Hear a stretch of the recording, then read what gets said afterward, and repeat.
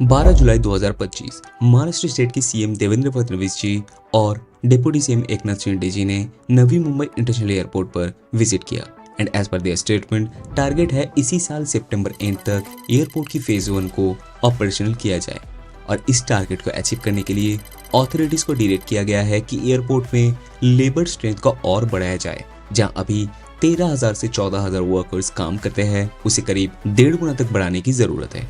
और साथ ही एयरपोर्ट की कनेक्टिविटी को लेकर भी चर्चा हुआ, जहां पर अटल सेतु और कोस्टल रोड के लिंक के साथ साथ थाने साइड से भी एक डायरेक्ट एलिवेटेड रोड पर बातचीत जारी है।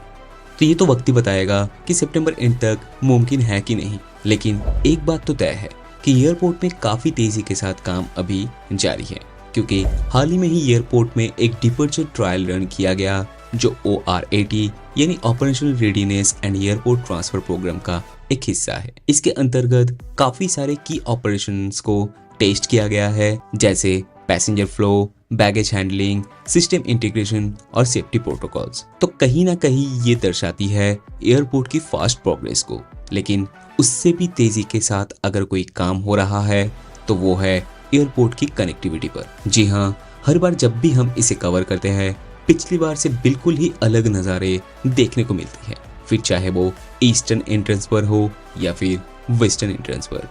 तो आज के इस वीडियो में हम एयरपोर्ट की दोनों एंट्रेंस पर होती हुई कनेक्टिविटी की प्रोग्रेस देखने वाले हैं।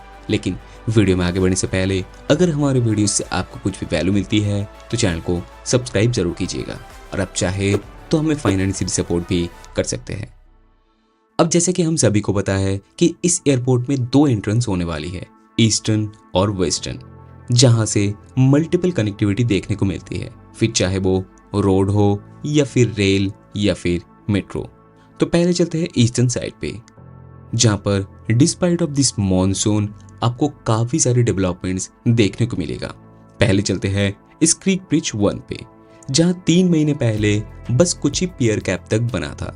अभी आप देख सकते हैं ज्यादातर स्पैन्स में गर्डर इरेक्शन हो चुका है।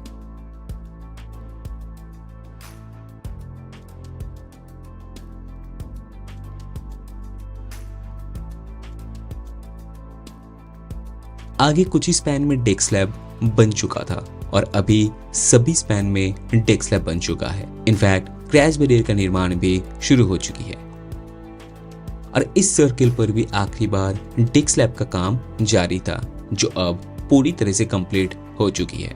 और इस पॉइंट से जो 4 डायरेक्शन में रोड जा रही है वो कुछ ऐसा है।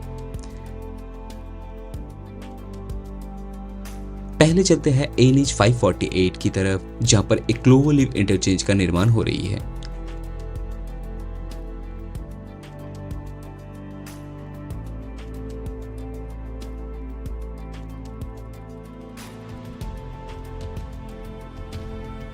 इस इंटरचेंज पर 3 महीने पहले सिचुएशन कुछ ऐसा था, जो अभी कुछ ऐसा दिखता है,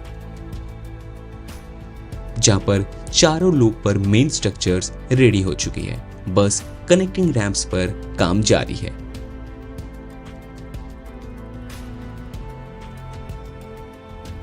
हालांकि कुछ स्पैन में डेक स्लैब का काम अभी चलते हुए दिखेगा और यहां पे ट्रैफिक डायरेक्शन इन फ्यूचर कुछ ऐसा होने वाली है।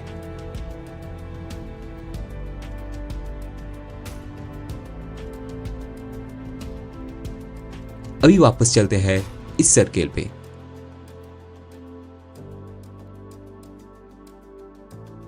टुवर्ड्स नॉर्थ ये रैंप जाती है खांडेश्वर स्टेशन की तरफ, जहां पर अभी अर्थवर्क का काम जारी है। फिर एयरपोर्ट की तरफ चले तो आखिरी बार ज्यादातर स्पैन्स में पियर कैप तक ही काम हुआ था। अभी गर्डर डायरेक्शन हो चुका है, 2 स्पैन में डेक स्लैब भी बन चुका है और ये